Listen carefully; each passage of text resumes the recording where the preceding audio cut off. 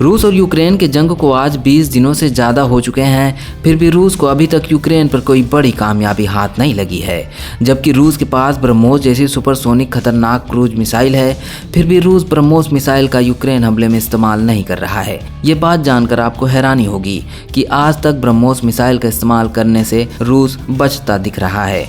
जिस मिसाइल का नाम सुनकर चीन और पाकिस्तान में कोहराम मच जाता है, क्या रूस उसे इतना ताकतवर नहीं समझता है या फिर कोई और कारण है जिसकी वजह से रूस अभी तक अपनी सेना के जखीरे में ब्रह्मोस मिसाइल को शामिल नहीं किया है। लेकिन रूस यूक्रेन पर कब्जा करने के लिए अपनी कई मिसाइलों की पूरी ताकत झोंक चुका है। तो आखिर क्यों रूस ब्रह्मोस मिसाइल का उपयोग करने से डर रहा है? तो दोस्तों, इन्हीं सारे प्रश्नों के जवाब इस वीडियो में आपको मिलने वाले हैं। लेकिन आपको लगे कि ब्रह्मोस मिसाइल दुनिया की किसी भी मिसाइल को टक्कर देने में काबिल है, तो आप वीडियो को लाइक और कमेंट में ब्रह्मोस मिसाइल को बनाने वाले DRDO के लिए कमेंट बॉक्स में जय हिंद जरूर लिखें।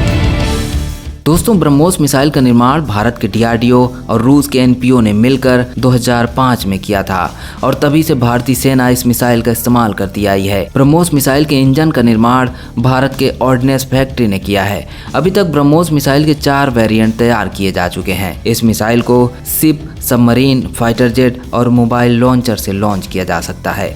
भारत की ब्रह्मोस मिसाइल की तरह ही रसिया के पास भी P-800 ओनिक्स नाम की एक मिसाइल है, जिसका इस्तेमाल रसियन आर्मी बहुतायत में करती है। इस मिसाइल की मैन्युफैक्चरिंग NPO कंपनी के द्वारा ही किया जाता है, जिसने ब्रह्मोस मिसाइल का निर्माण भारत के साथ मिलकर किया है। ब्रह्मोस मिसाइल की तरह P-800 onyx supersonic cruise missile की श्रेणी में आती है। तो क्या P-800 ओनिक्स ब्रह्मोस मिसाइल से ज़्यादा ताकतवर है? आइए आंकड़ों से आपको बताते हैं। P-800 ओनिक्स का निर्माण 2002 में किया गया था, जबकि ब्रह्मोस मिसाइल का निर्माण 2005 में किया गया है। ओनिक्स मिसाइल के तर्ज पर ही ब्रह्मोस मिसाइल का निर्माण किया गया है। दोनों मिसाइलों का वजन 3000 किलोग्राम है। वहीं इन दोनों मिसाइलों के जरिए किसी भी टारगेट को तबाह करने के लिए 200 से 300 किलोग्राम के वॉरहेड लगाए जा सकते हैं। वहीं दोनों मिसाइलों की स्पीड की बात करें तो ब्रह्मोस मिसाइल की स्पीड ओनिक्स मिसाइल से लगभग 2 गुनी है। यानी कि ब्रह्मोस मिसाइल हवा में 4 मैक की स्पीड से दुश्मन के ठिकानों को तबाह कर सकती है, तो वहीं ओनिक्स मिसाइल की स्पीड 2.9 मैक के आसपास है।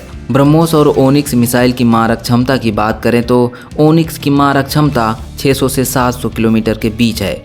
वहीं अभी तक ब्रह्मोस मिसाइल की मारक क्षमता 600 किलोमीटर के आसपास तक की थी, लेकिन अभी बीते कुछ दिन पहले ब्रह्मोस मिसाइल के एक नए वर्जन का परीक्षण किया गया था, जिसके तहत अब ब्रह्मोस मिसाइल की मैक्सिमम मारक क्षमता 800 किलोमीटर तक कर दी गई है। तो इस लिहाज से देखा जाए तो रूस की ओनिक्स और भारत की ब्रह्मोस दोनों मिसाइलों की क्वालिटी एक ही तरीके की है। इनकी मारक क्षमता, वॉरहेड कैपेसिटी लगभग एक जैसे हैं। इसी वजह से रूस ब्रह्मोस मिसाइल का इस्तेमाल ना करके ओनिक्स मिसाइल का इस्तेमाल करता है। लेकिन ब्रह्मोस मिसाइल में ऐसी बहुत सी हिडन क्वालिटीज हैं जिसके जरिए ब्रह्मोस मिसाइल को रूस की ओनिक्स मिसाइल से ज्यादा ताकतवर माना जाता है। ब्रह्मोस मिसाइल अपने लो एल्टीट्यूड फ्लाइंग यानी कि कम ऊंचाई में उड़ने की क्षमता के चलते या अक्सर रडार की पकड़ में आने से बच जाती है। ब्रह्मोस मिसाइल समुद्र या पृथ्वी की सतह से 6 फीट की ऊंचाई तक उड़ने में सक्षम है। वहीं क्रूज मिसाइलों की बात करें तो क्रूज मिसाइलों को जब लॉन्च किया जाता है तो उसके पहले से ही उनके टारगेट को सेट कर दिया जाता है। यदि उनके टारगेट अपने स्थान में परिवर्तन कर लेते हैं, क्रूज मिसाइल अपने टारगेट को निशाना बनाने से चूक जाती है। जबकि भारत की ब्रह्मोस सुपरसोनिक क्रूज मिसाइल के बारे में कहा जाता है कि मारो और भूल जाओ, यानी कि इसे जिस मिसाइल या फाइटर जेट पर निशाना बनाकर छोड़ा जाता है तो टारगेट जैसे जैसे अपने स्थान में परिवर्तन करता है, उसी प्रकार ब्रह्मोस मिसाइल भी अपने मार्ग में परिवर्तन करती जाती है। इसी वजह से अगर इस मिसाइल को एक बार किसी टारगेट पर सेट करके छोड़ा जाता है तो उस टारगेट का तबाह होना तो बिल्कुल तय है, बशर्ते यह टारगेट ब्रह्मोस मिसाइल के रेंज में ही स्थित होना चाहिए। तो कहीं न कहीं भारत की ब्रह्मोस मिसाइल रूस की ओनिक्स मिसाइल से ज़्यादा ताकतवर है। लेकिन रूस इसका इस्तेमाल क्यों नहीं करता है? इसके पीछे की सबसे बड़ी वजह यह है कि रूस ओनिक्स मिसाइल का उपयोग 2002 से ही करता आया है, जबकि ब्रह्मोस मिसाइल का निर्माण 2005 में किया गया था। और ओनिक्स मिसाइल रूस की पूरी ज़रूरतों को पूरा करती है और रूस में जितने भी फाइटर जेट, शिप, सबमरीन की डिजाइनिंग की गई है वह ओनिक्स मिसाइल के लिए कंफर्टेबल है। इसलिए रूस ब्रह्मोस मिसाइल का इस्तेमाल नहीं करता है। और यदि रूस ब्रह्मोस मिसाइल का इस्तेमाल करना भी चाहे तो उसे पूरे नए सिरे से अपने जंगी बेड़ों में परिवर्तन करना होगा। इसी वजह से यूक्रेन पर अभी तक रूस के द्वारा ब्रह्मोस मिसाइल का इस्तेमाल नहीं किया गया है। अभी तक यूक्रेन पर रूस के द्वारा ब्रह्मोस मिसाइल का इस्तेमाल न किए जाने की एक वजह यह भी हो सकती है कि रूस यूक्रेन पर भारी तबाही नहीं मचाना चाहता है। वहीं अगर ब्रह्मोस मिसाइल की तकनीकी की बात करें तो यह सुपरसोनिक होते हुए भी बहुत घातक मिसाइल है और जब इसे हाइपरसोनिक मिसाइल बना लिया जाएगा तो चीन में एक बार फिर से खलबली मचने वाली है।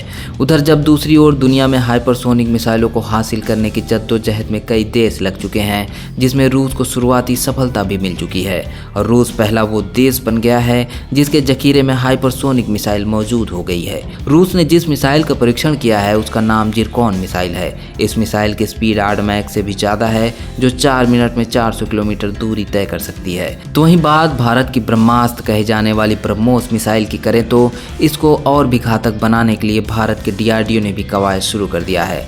आपको बता दें ब्रह्मोस मिसाइल का निर्माण भारत और रूस ने मिलकर किया है। अभी तक भारत की ब्रह्मोस मिसाइल ही दुनिया की सबसे तेज रफ्तार वाली क्रूज सुपरसोनिक मिसाइल थी, लेकिन अब रूस ने इसको पीछे छोड़ते हुए एक हाइपरसोनिक जिरकॉन मिसाइल का निर्माण कर लिया है। वहीं दूसरी ओर दुनिया भर के जितने भी डिफेंस मामलों से जुड़ी कंपनियां हैं और डिफेंस एक्सपर्ट हैं, सभी की निगाहें भारत के ब्रह्मास्त्र कही जाने वाली ब्रह्मोस मिसाइल पर टिकी हुई है, क्योंकि यह जो भारत की ब्रह्मोस का अगला वर्जन आने वाला है यह रूस की जिरकॉन मिसाइल की तरह ही खतरनाक साबित हो सकता है। आपको बता दें अभी तक भारतीय सेना में जिस ब्रह्मोस मिसाइल का उपयोग किया जाता है वो सुपरसोनिक क्रूज मिसाइल की श्रेणी में आती है, लेकिन इस मिसाइल को हाइपरसोनिक मिसाइल में बदलने के लिए भारत काफी तेजी से काम कर रहा है। वहीं अगर ब्रह्मोस मिसाइल की तकनीकी की बात करें तो यह सुपरसोनिक होते हुए भी बहुत घातक मिसाइल है और जब यह हाइपरसोनिक मिसाइल बन जाएगी तो चीन में एक बार फिर से खलबली मचने वाली है, क्योंकि ब्रह्मोस मिसाइल अपने सटीक निशानों के लिए जानी जाती है और इसके बारे में कहा जाता है इस मिसाइल को दागो और भूल जाओ, अर्थात यह मिसाइल एक बार किसी टारगेट को सेट करके छोड़ी जाती है तो टारगेट का तबाह होना तो बिल्कुल तय है। तो दोस्तों इस वीडियो में इतना ही, लेकिन आप जाने से पहले DRDO के प्रति अपना सम्मान व्यक्त करने के लिए कमेंट बॉक्स में जय हिंद जरूर लिखें।